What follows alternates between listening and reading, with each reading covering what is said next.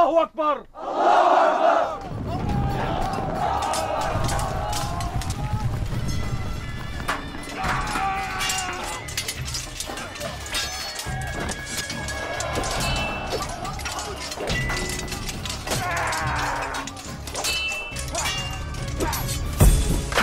Di kota Homs, 165 km utara Damaskus, saya, sang musafir, berziarah ke makam sahabat Rasulullah, Khalid bin Walid.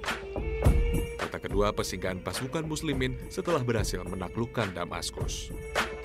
Di kota inilah Khalid bin Walid singgah, sekaligus menjadi tempat peristirahatannya yang terakhir. Mendapati makam Khalid di kota ini membuat saya semakin penasaran. Karena Khalid bin Walid yang dijuluki oleh Rasulullah sebagai pedang Allah ini tumbuh dan besar di Makkah yang jauh dari kota Homs. Fauzer, kita ini kan sekarang lagi di masjidnya Khalid bin Walid. Khalid bin Walid, betul. Nah, kita duduk sini aja. Nah. Dan di dalam masjid itu ada makamnya beliau. Betul. Sementara beliau kan dari Mekah ya, Pak. Lahir di Mekah kan, Kak ya. Kok bisa sampai di sini ya? Beliau kok wafatnya sampai sini, gimana Pak ceritanya? Panjang perjalanan beliau ini. Jadi Khalid bin Walid itu adalah seorang kesatria. Kesatria yang mendapatkan gelar Saifullah. Saifullah itu pedang Allah. Yang memberi gelar itu juga bukan sembarang orang, tapi Rasul Shallallahu Alaihi Wasallam. Ketika beliau masuk Islam. Kenapa? Karena beliau memang keahlian olah pedangnya luar biasa. Makanya sampai disebut itu. Nah, diharapkan dengan gelar itu, Khalid bin Walid akan berjuang di jalan Allah dengan pedangnya.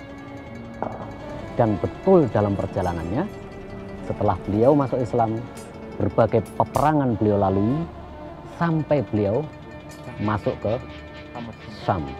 Masuk ke Syam. Ya Rijal al-Islam. Penaklukan negeri Syam tidak terlepas dari ketangguhan dan kelihayan strategi perang yang diterapkan Khalid bin Walid.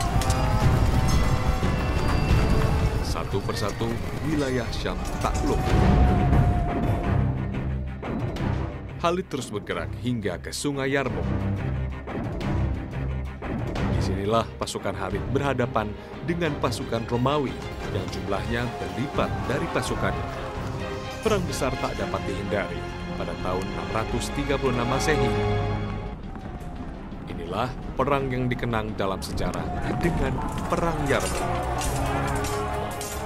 Ketika beliau masuk ke wilayah Yarmouk, beliau bertemu dengan sekitar 300.000 pasukan Romawi. Beliau hanya membawa berapa pasukan? 46.000. Jumping banget Pak ya? Jumping.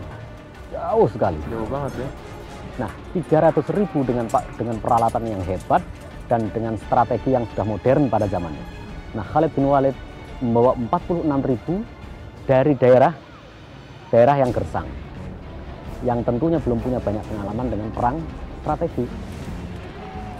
Tapi beliau masuk ke Yarmouk dan bisa memenangkan pertempuran dengan gemilang.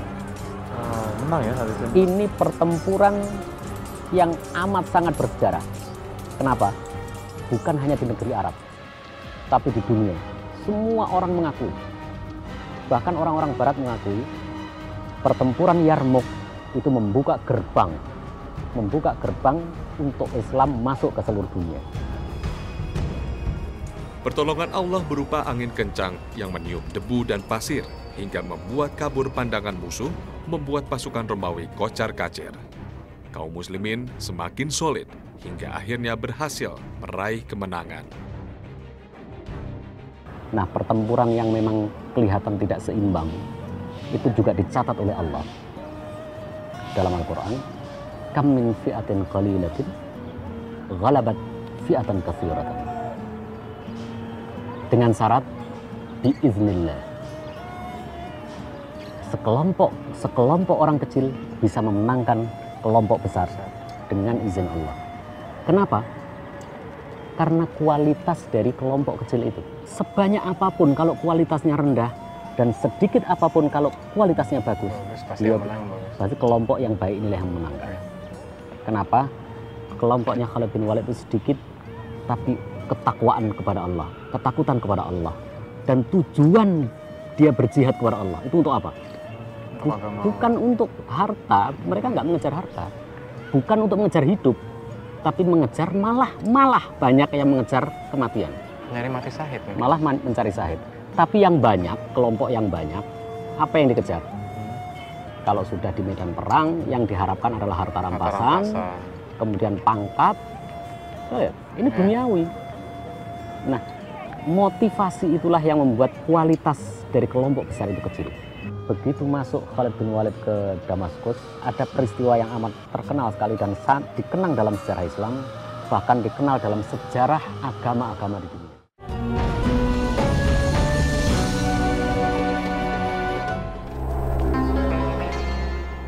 Kemenangan Khalid bin Walid dan pasukan muslimin di medan perang Yarmuk menandai penaklukan seluruh wilayah Syam, sekaligus menjadi tonggak penyebaran Islam dan penaklukan wilayah-wilayah lain di luar Jazirah Arab. Sebagai ksatria muslim yang memegang prinsip agama dan ajaran nabinya, Khalid yang ditakuti di medan perang datang memasuki Syam dengan menundukkan kepala.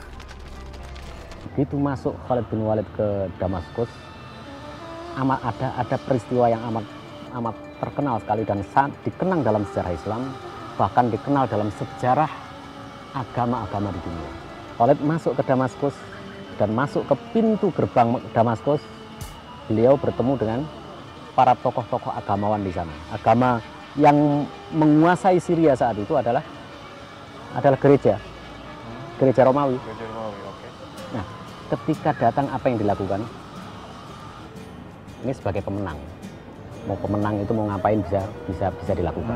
Mau ngapain aja udah enak ya. Udah dia bisa. Hitungannya seorang penguasa berarti. Seorang penguasa. Tapi beliau minta izin untuk membangun tempat ibadah di samping gereja.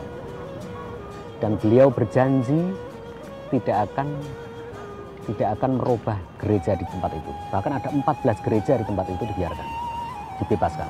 Tidak akan dihancurkan. Sifatnya ini banget ya, sangat-sangat. Artinya apa? Arif kayaknya ya. Arif sekali. Khalid bin Walid itu kelihatan garang dengan musuhnya ketika di medan perang. Begitu ketemu dengan masyarakat sipil, apa yang dilakukan? Minta izin. Padahal itu adalah daerah kekuasaan beliau. Iya. Penaklukan Syam membawa Khalid ke kota Homs, sebuah kota strategis dan pusat perekonomian Syam di kawasan barat. Kaisar Heraklius dari Romawi Timur pernah menjadikan kota ini sebagai basis militernya, sebelum akhirnya meninggalkan kota dan pindah ke Yerusalem, dikalahkan Khalid bin Walid dalam Perang Yarmuk. Wow. Itu kehebatan Khalid. Ya. Apa yang bisa kita ambil dari Khalid? Sikap-sikap Khalid. Sikap yang arifnya kayaknya patut gantung jempol. Pertama, kearifannya. Kedua, beliau itu orang yang tawadhu. Tawadhu itu apa? Tawadhu itu orang yang merendahkan diri. Dia garang di medan perang, tapi ketika berhadapan dengan sipil, dia itu orang yang tawadhu. Low profile dia lah, itu low profile. Dia merendahkan diri kepada orang lain, apalagi kepada orang yang berilmu. Biasanya nama masjid menyandang nama pendirinya. Apakah kebiasaan ini juga berlaku bagi Masjid Sahabat Mulia ini? Dari arsitektur dan relief yang menghiasi bangunan masjid, serta petunjuk prasasti yang ada, Masjid Khalid dibangun di era dinasti Ottoman sekitar tahun 1900-an. Fauzer, kalau tadi kita ngeliat di bawah kan nama masjidnya Masjid Khalid bin Walid ya? Betul. Ini dibangun oleh beliau juga atau gimana Fauzer? Karena makam beliau ada di sini. Masjid itu dibangun sebagai penghormatan pada Khalid bin Walid. Ini dibangun sebenarnya pada masa era Utsmani, tepatnya pada Khalifah Abdul Hamid II. Itu sudah akhir-akhir zaman-zaman modern belakang. Nah ini masjidnya. أجل يا أبو عبيدة إلى دمشق. Kegemilangan Khalid bin Walid di berbagai medan perang membuat saya, sang musafir, semakin penasaran dengan pribadi sahabat Rasul ini. Khalid dilahirkan di Makkah 17 tahun sebelum Islam lahir. Ia tumbuh di sebuah keluarga kaya dan terpandang di Makkah. Memiliki perkebunan yang membentang dari Makkah hingga Taif. Inilah yang membuat Khalid kecil lebih leluasa menuruti kegemarannya mengolah tubuh dan mendalami seni kemiliteran. Ah iya Pak Uzair, ini kan nama masjidnya Khalid bin Walid, tapi aku juga pengen tahu nih, sebenarnya siapa sih ini Khalid bin Walid di luar dari panglima perang yang handal ya Pak?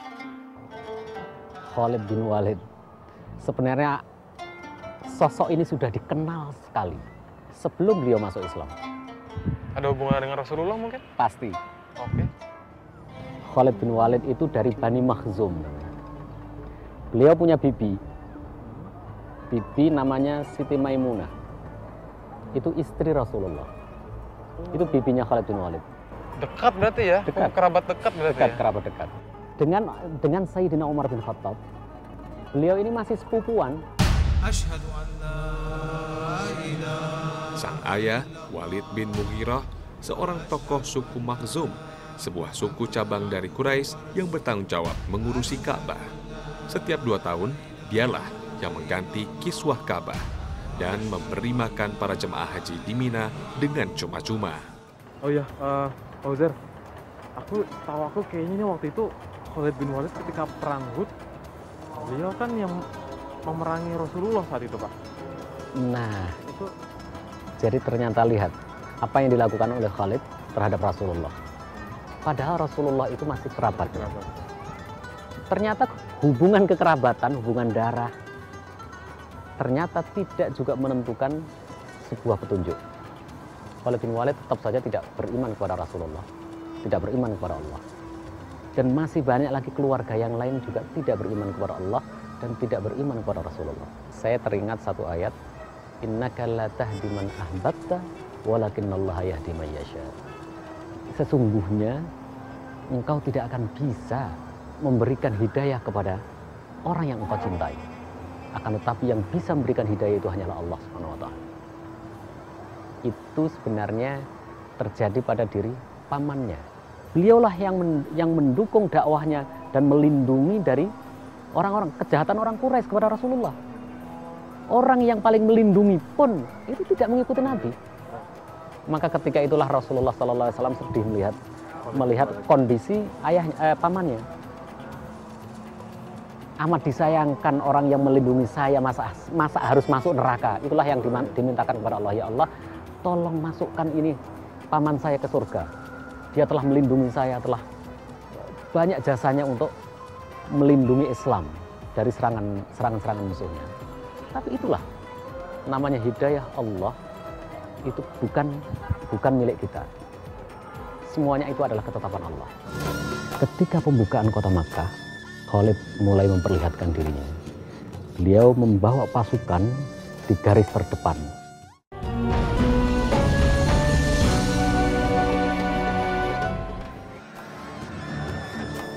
Khalid muda terus mengembangkan seni ketangkasan. Di usianya yang masih muda, Khalid sudah memiliki keahlian mengendarai kuda, memainkan pedang, dan memanah. Latihannya keras dan bakat yang besar membuat Khalid menjadi seorang ksatria yang juga mahir dalam taktik peperangan. Ketangkasan dan keahlian seni militer tampak dalam perang Uhud melawan kaum muslimin. Khalid yang memimpin barisan kaum musyrik mampu membalik kekalahan menjadi kemenangan. Tadi yang menyinggung perang Uhud, masih ingat cerita tentang perang Uhud? Iya, masih. Siapa yang menang? Dari yang pasti kaum muslimin kalah saat itu Pak. Kaum muslimin yang kalah. Sebenarnya kemenangan sudah ada di tangan umat Islam saat itu. Ketika perang Uhud. Perang Uhud itu sebenarnya kan posisinya umat Islam posisi yang strategis karena di gunung itu Rasul Shallallahu Alaihi Wasallam menempatkan 50 pemanah terbaiknya ditaruh di sana. Nah, di jalur depannya itu adalah jalur jalur yang paling strategis untuk menembus pertahanan umat Islam. Nah, hanya jalur ini aja. Nah, setiap kali umat kaum musyrik datang ke sini selalu kena panah dari atas. Sehingga akibatnya pasukan musyrikin ini nggak bisa fokus lagi untuk perang. Sehingga cerai-berai. Dan banyak yang lari ke belakang. Lah di saat pasukan kocar-kacir, ini yang namanya Khalid bin Walid melihat peluang. Wah, pasukan lari semuanya. Dia melihat di atas gunung 50 pemanah terbaik Rasulullah ternyata nggak tahan dengan godaan harta yang ditinggalkan oleh kaum musyrikin. Beberapa di antaranya banyak yang turun. Tek, tek, tek, begitu turun, tinggal sedikit di atas. Khalid langsung berputar, mengumpulkan massa kembali, langsung menyerang ke atas. Strategi Khalid bin Walid. Begitu diserang di atas habis, menempatkan orang-orangnya di atas.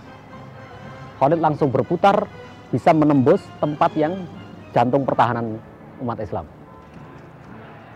Lihat, dari kekalahan telak, Khalid bin Walid melihat celah yang demikian, yang tidak dilihat orang lain. Beliau langsung melihat dan langsung membawa dari kekalahan menjadi kemenangan. Itu kehebatan strategi Khalid sejak masih muda. Maka perang Uhud, ingat apa yang terjadi pada Rasulullah ketika perang Uhud. Ada yang luka kalau salah ya? Rasulullah itu dalam posisi yang terdesak. Sampai Rasulullah memanggil sahabat-sahabatnya kembali, dan ada beberapa sahabat yang melindungi beliau. Karena memang terus serangan itu bertubi-tubi dari pihak Khalid begitu dahsyat. Sampai Khalid melepaskan panah dan melepaskan senjata tepat kena giginya Rasul sampai patah. Itu juga Khalid. Artinya keahlian Khalid memang luar biasa di medan perang. Ketika Khalid bin Walid sebelum mendapatkan hidayah, kan Khalid bin Walid selalu memusuhi Rasulullah sampai di perang Uhud, sampai bahkan menyakiti Rasulullah. Itu artinya Khalid sekalipun itu keluarganya, itu belum juga beriman kepada Rasulullah. Sekalipun ada hubungan keluarga. Artinya keluarga tidak menjamin hubungan keagamaan kita, keimanan kita dengan hubungan darah itu tidak menjamin itu. Ini Khalid bin Walid ketika sedang belum beriman memang menjadi musuhnya. Tapi dalam proses selanjutnya Khalid bin Walid datang kepada Rasulullah bersaksi bahwa tidak ada Tuhan selain Allah dan Muhammad Rasulullah.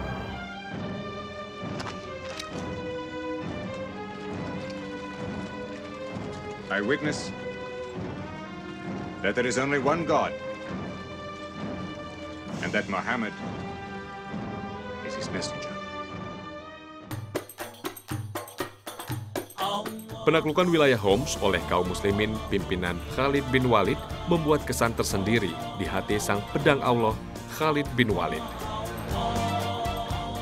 Di kota inilah Khalid meletakkan jabatannya sebagai komandan perang dan menyerahkannya kepada sahabat Rasul, Abu Ubaidah bin Jarrah, atas perintah Khalifah Umar bin Khattab di Madinah.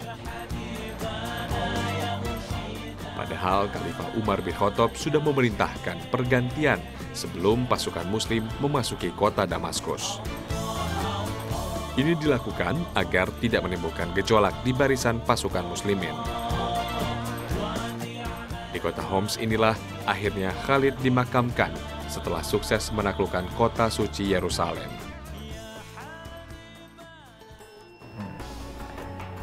Begitu masuk Islam, Khalid benar-benar memperlihatkan kemampuan dirinya. Nah, Khalid ini kan masuk Islamnya ketika masa setelah perjanjian Hudaybiyah. Nah, setelah itu kan Islam mulai memperkokoh.